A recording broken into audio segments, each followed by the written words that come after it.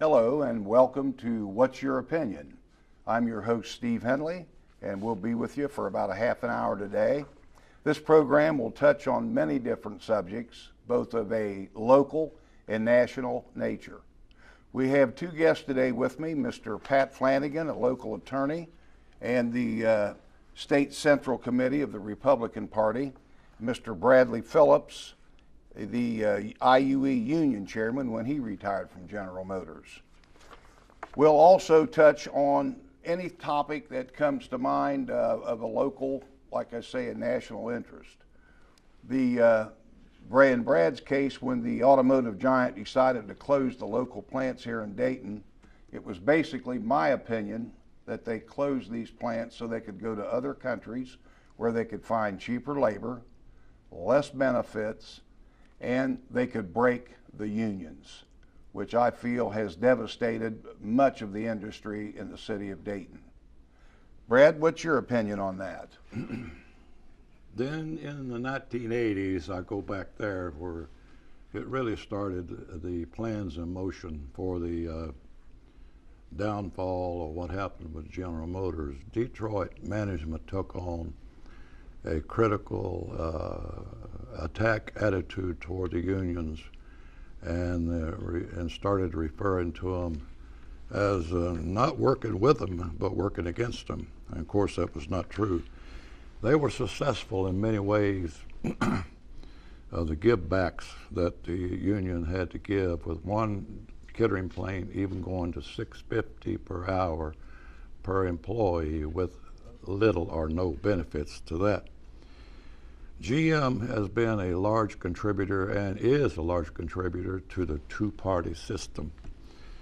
The representatives at Washington are friends with General Motors. They have lots of friends there.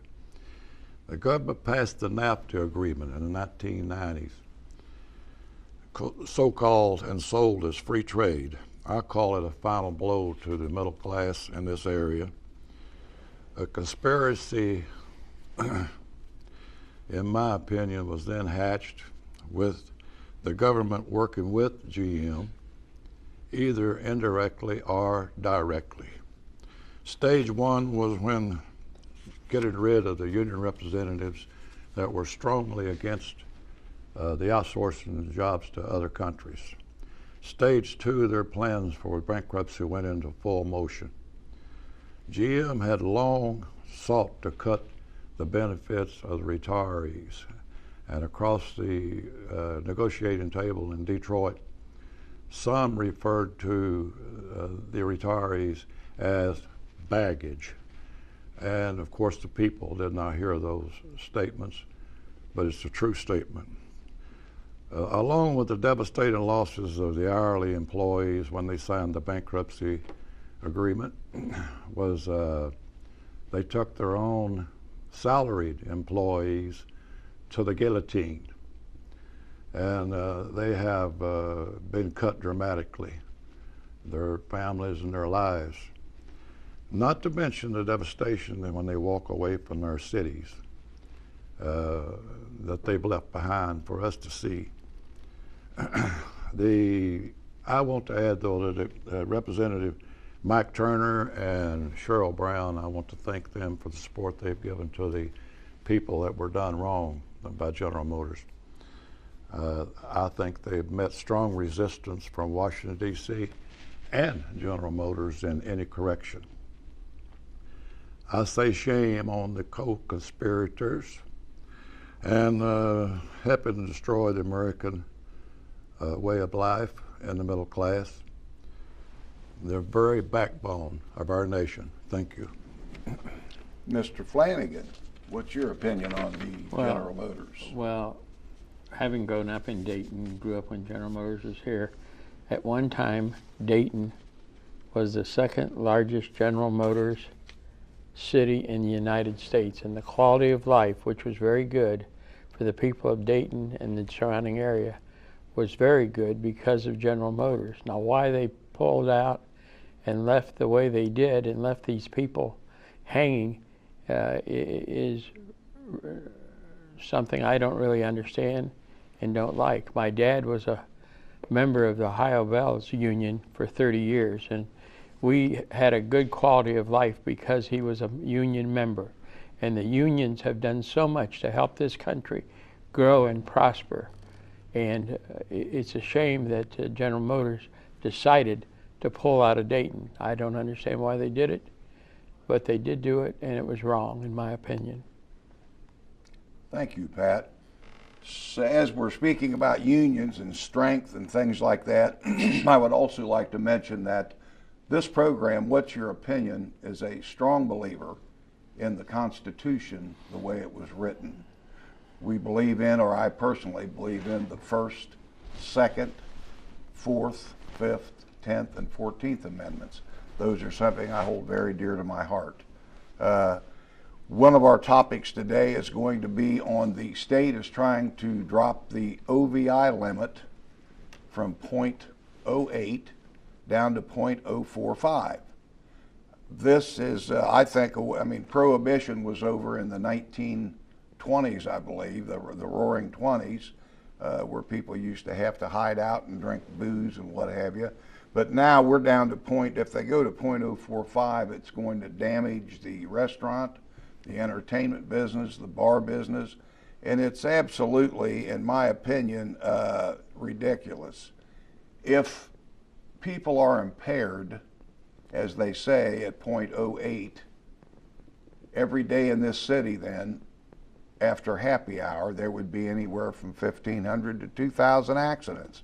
If you're impaired at .08 mentally and physically, as the state says, then what chance do you have at .045? That would be, in many cases, one drink.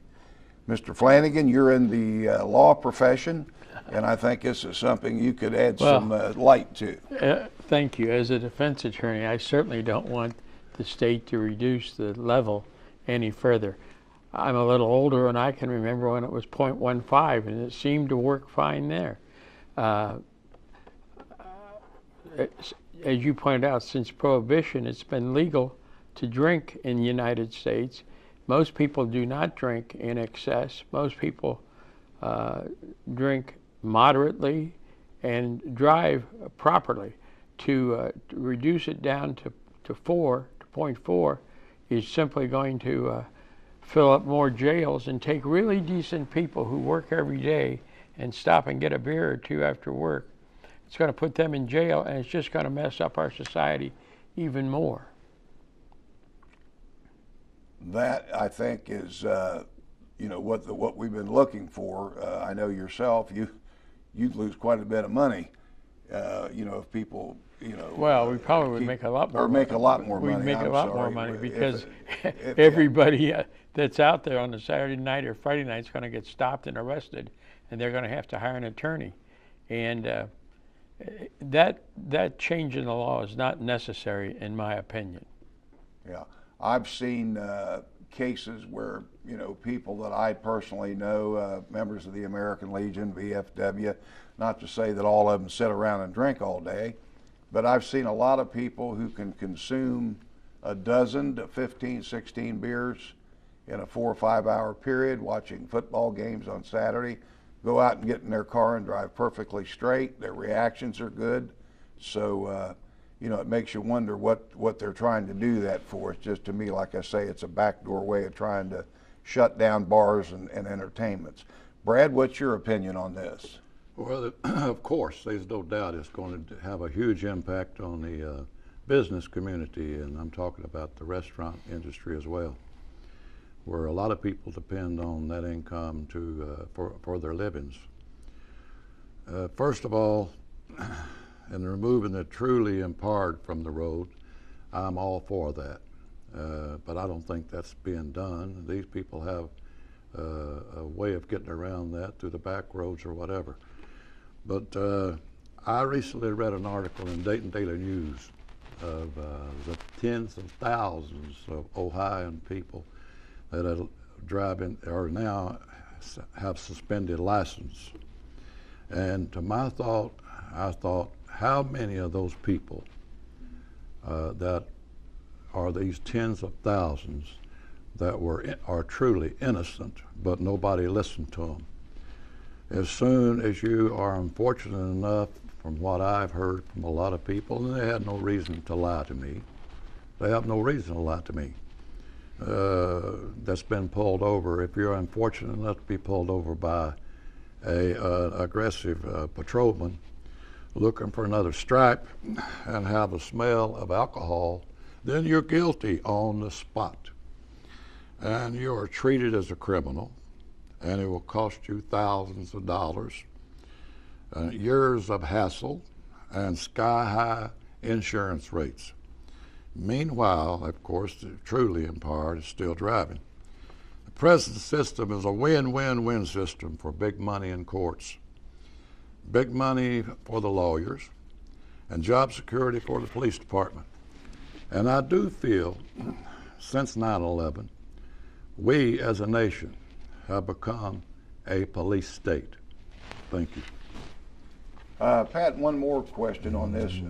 There is do you think they're doing this because there is a fine line between that .08 and that .45, just enough to get someone who's actually, I mean, like Brad said, they've got alcohol in their breath. That's it. And boom, you're guilty until proven innocent. You know, I'm going to have to guess as to why some people are trying to reduce this.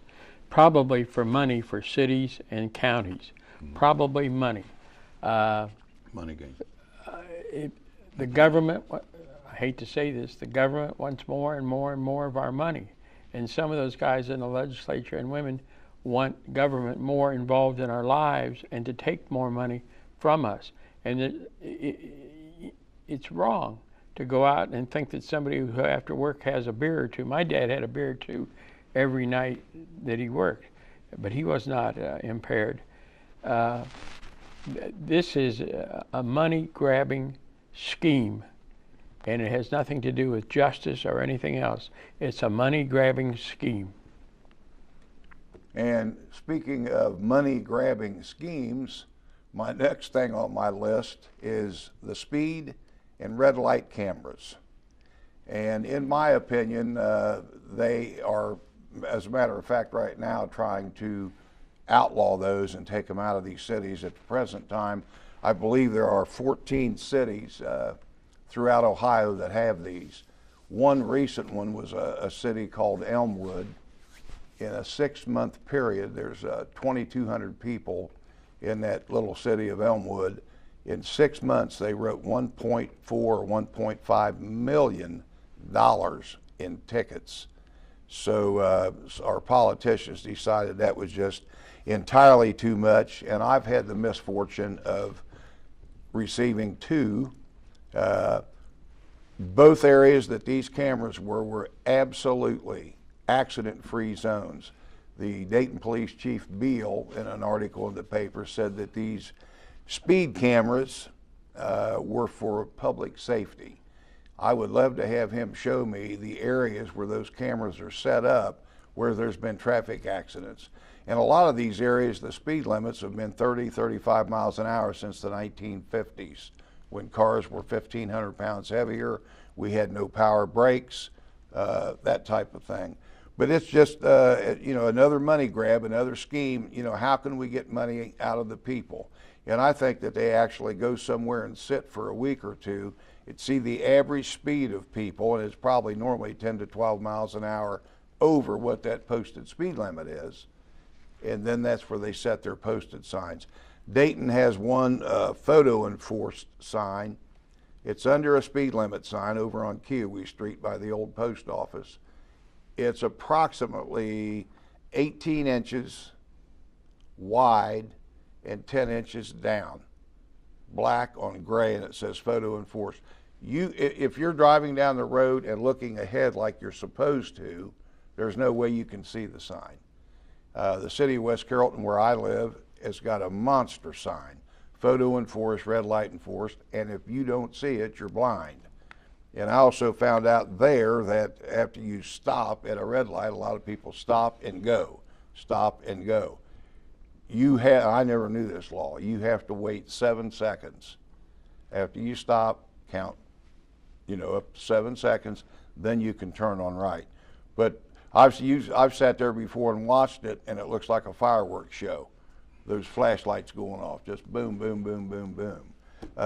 Pat, what's your opinion on the speed and the red light cameras? Well, this is another effort by government to grab money from honest, decent people.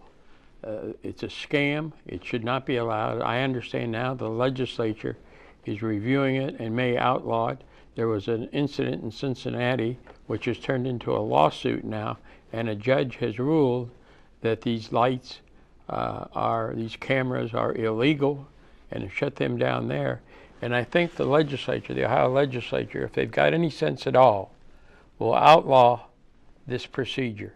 It's strictly another money-grabbing government activity which should be outlawed. Brad, what's your opinion on this? I have split feelings on it. For one, I do know, and I think everybody knows that how dangerous our roads have gotten. People don't seem to care anymore. The speed limit of the laws is not being obeyed. There's no doubt about that.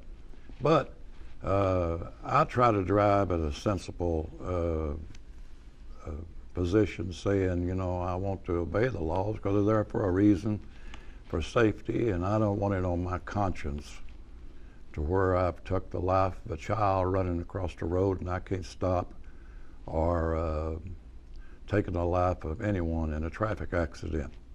So I have split opinions on it. I don't know how you're going to get the people or educate the people that they need to obey the traffic laws. They're there for a reason. Okay. Next, we have something that's recently been drawing a lot of national attention from down in Florida, and that is the Trayvon Martin Zimmerman case, which recently concluded last Friday with a verdict of an acquittal for Mr. Zimmerman. Since that time, it seems as though certain groups of people have put, especially the NAACP, have put pressure on the Attorney General of the United States to restart an investigation that the FBI has already finished, and they're trying to say that Mr. Zimmerman violated Trayvon Martin's civil rights. The FBI came to the conclusion that there was absolutely, positively no civil rights violations, that Mr. Zimmerman was not a racist, as some people are trying to say. That was proven throughout the trial. I watched as much of it as I could. And last but not least, you have the people like the Reverend race baiter, race hustler Al Sharpton, who has this weekend planned for 100 rallies across the country to keep this black-white hatred going on in this country, this massive smoke screen and camouflage that's been put up so that we, the people, are trying to not pay attention to what the government's doing in D.C. We've got 5 scandals going on at the top of our government, with the IRS, with Benghazi, many things going on that we, the people, should really be taking an interest in, and they're trying to detract from those things and use this Zimmerman thing as a springboard to other things, mostly, like I say, to keep the pot of racism going in this country, black against white, black against white. I've got black friends and associates that I talk to all the time.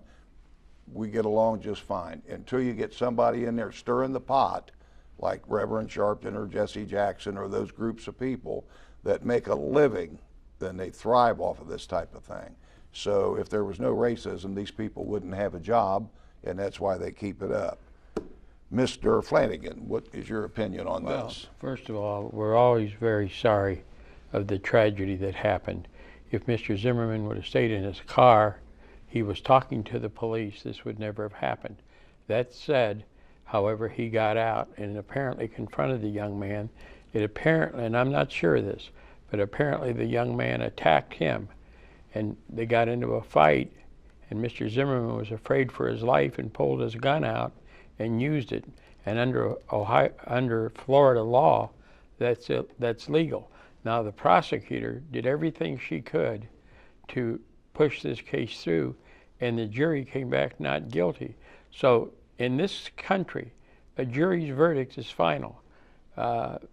Both sides had a lot of time to present their case, and there should be no question of trying to say the jury was wrong. The jury saw all the facts, was given the law by the judge, and made a decision based on the facts and the law. And that should be it, and people should honor that. Brad, what's your opinion? I don't have a lot to add, but I did want to say that following the news media frenzy that was around this case, I didn't watch it, didn't follow it like the jurors did. I do feel it was a terrible tragedy for both families. Never should have happened if a little common sense had prevailed. It does remind me of the O.J. Simpson trial, where the national media made huge amounts of money on the murders there that happened. But of course, it divides us as a nation also. Maybe the media should focus more on the unbelievable amount of murders in our cities, especially Chicago, New York, even here in Dayton, that happens daily in our cities, and what we as a people can do to try to stop these senseless crimes. But I don't see that happening with the national media. It seems to focus more on division than correction. Thank you. Thanks, Brad. Speaking of the shootings over the 4th of July weekend in Chicago, President Obama's district, old neighborhood, we had 45 such shootings, gang-related, the majority of them. 11 of those were homicides. These gangs that roam our streets in our big cities, the majority of them are from the Black American area. I read the statistic the other night, 91% of black-on-black crimes are committed by a lot of these youths that run the streets. And I think this all goes back to the family where there is none, unfortunately, for a lot of these inner city kids. 78% of the Black American children are born out of wedlock, and we've had, unfortunately, 4 generations of things like this going on in this country, in all races. But it just seems to be specifically that particular group of people have this problem. This is one big economic drain on our country. We have the ADC, the welfare, the food stamps. I think there's roughly 48 to 51 million people on food stamps. That fluctuates month to month. But the people who have never paid in 1 penny to our society reap more benefits than people who have to work 40 or 50 or 60 hours a week. This is unfair, and we the people as a society have permitted this. And I mean for the last 40 years, ever since LBJ, President Johnson's, the society thing he had going on there. But it's the Great Society, I believe he called it. And that was to try to help poor people pick themselves up by their bootstraps and make something of themselves. But suddenly it became a paycheck. Have a baby, get a paycheck. Have another baby, get a paycheck. Maybe 1 or 2 children up to 20, 25 years ago. Now it's 5 and 6 and 7 children getting a paycheck, getting money for each one of them. It's a shame. There was even going to be a reality show where a man had fathered 11 children by 10 different women. And they were going to make a reality show, and like this was something that America would watch. Pathetic, pathetic, pathetic. And then once again, that's your media wanting to get involved in our everyday life with something that was ridiculous. Mr. Flanagan, what do you think about that? Well, a lot. No, it's you sound like a real Republican.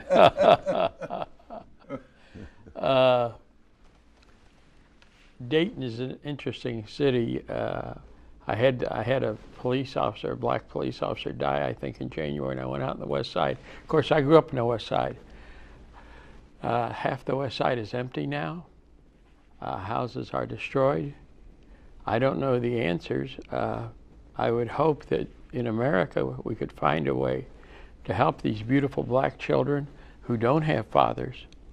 Our office is across the street from the Ribo building, and you see people go in there all the time, welfare, with beautiful little children, and you wonder what kind of a chance they're going to have in America without a father in the home. I don't know the answer, but you're right, it's gotten a lot worse than 20, 30, 40 years ago. I don't know the answer, but there better be an answer. Thanks. Brad, any comment on that? Well, I think the whole system needs to be changed, starting from the grassroots to the top in reference to that. First of all, you need to make a condition where what's left of the industries in this country pay a livable wage and give up some of their corporate profits, which are huge, as you may notice, and give a livable wage to their employees, such as Walmart, etc.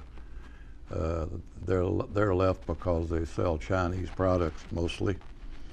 The cost of childbirth is an unbelievable amount of money, and I'm talking about a natural childbirth.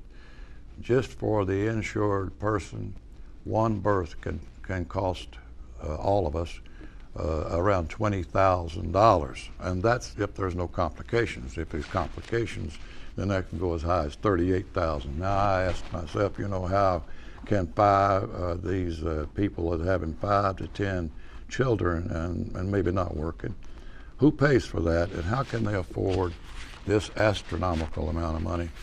The system needs overhaul, there's no doubt about that.